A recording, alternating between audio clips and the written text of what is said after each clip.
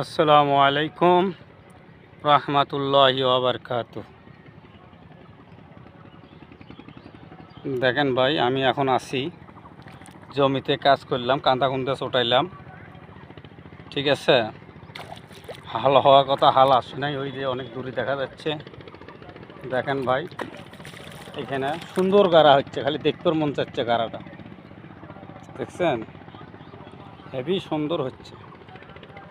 এখানে যে আইল টেল সব কিছু ভুঁই একদম দীর্ঘিনের মতো সোজা করলাম। হ্যাঁ, সকালবেলা আসছি, দেখেন এখনও টিলার নাই।